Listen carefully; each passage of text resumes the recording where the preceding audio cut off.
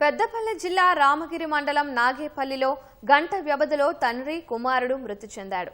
రాజేశం అనే వ్యక్తికి ముగ్గురు కుమారులు ఉండగా శ్రీకాంత్ రెండోవాడు. రాజేశం 2 ఏళ్లుగా పక్షవాతంతో బాధపడుతూ ఇంటి వద్ద మృతి చెందాడు. మద్యానికి బానిసైన శ్రీకాంత్ కొద్ది రోజులుగా ఇంటి వద్దే చికిత్స పొందుతున్నాడు. పరిస్థితి విషమంగా మారడంతో గోదావరి ఖనిలోని ఓ ఆసుపత్రికి తరలించగా చికిత్స పొందుతూ మృతి చెందాడు. అతని భార్య, 2 పిల్లలున్నారు. తండ్రి చనిపోయిన గంటకే కుమారుడు మృతి చెందడంతో ఆ కుటుంబంలో విషాదం నెలకొంది. నూతన సంవత్సరంలో గ్రామంలో ఇలాంటి విషాదం జరగడంతో గ్రామస్తులు ఆవేదన వ్యక్తం చేస్తున్నారు.